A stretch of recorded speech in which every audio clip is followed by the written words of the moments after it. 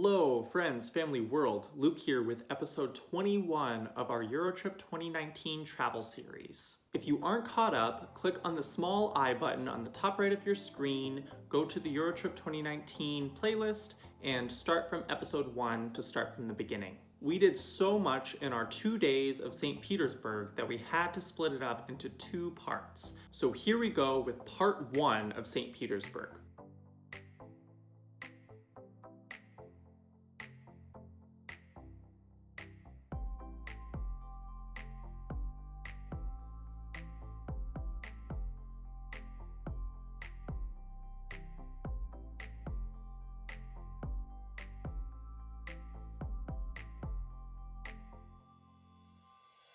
Just a bit of background, this particular port was one of the main reasons that we did this cruise in the first place. We actually booked an organized tour through an outside company called Alla Tours, which I'll leave a link down in the description box below, as we had a really great experience with them, and I think that they also do tours in other European cities, so definitely consider them if you're someone who is looking for an organized guided tour. Our driver was extremely punctual and efficient, and our guide was just so knowledgeable about everything. We were blown away by the amount of detail she was able to retain and convey to us, and we were really pleased with the quality of the tour that we had. They took us around St. Petersburg and the surrounding area over the 2 days in a white van. Our tour started just driving through some of the city highlights, including some of the beautiful bridges, palaces, and lookout points. After this, our second major stop of the day was at the Church of the Saviour on Spilled Blood,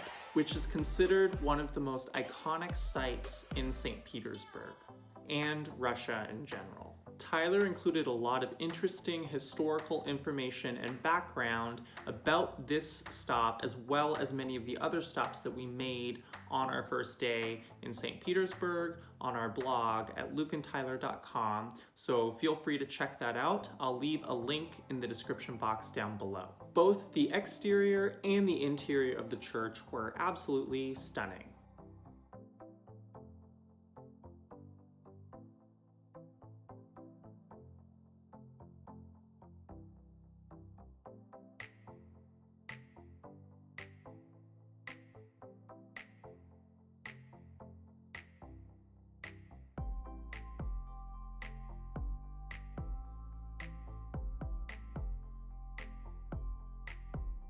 We then headed to St. Isaac's Cathedral, which was originally built in 1858 as a cathedral, but now functions as a museum.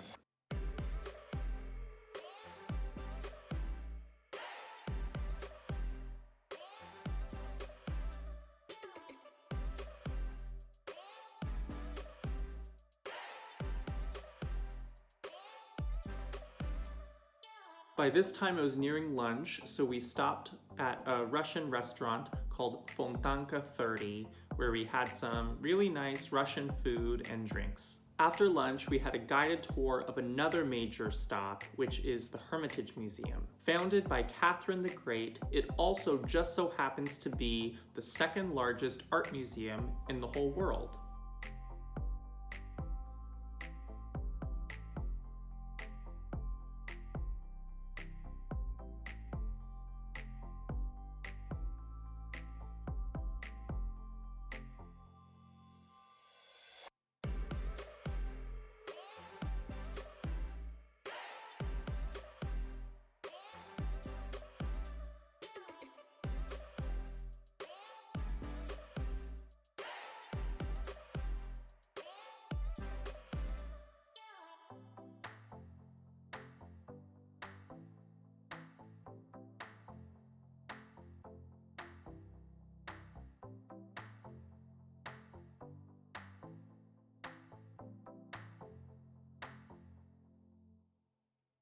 The last major stop of the day was a tour of Catherine's Palace and Park. This was one of the major summer residences of the Russian czars. The exterior alone is stunning and breathtaking. While inside, you also get to tour a lot of the lavishly decorated rooms. we found that the Russian czars really do love their gold.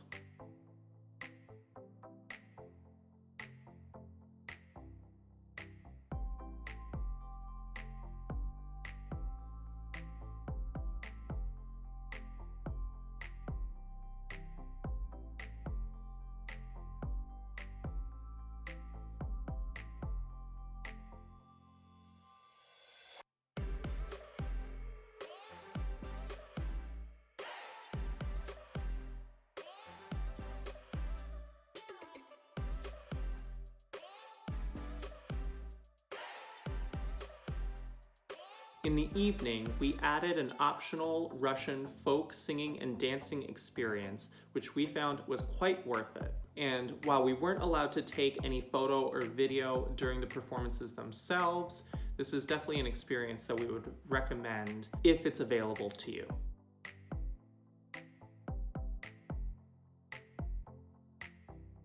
Alright guys, that is it for our first day in St. Petersburg. If you haven't already, be sure to give this video a like, a comment, and subscribe to see more content like this. Be sure not to miss part 2 of our experience in St. Petersburg, Russia.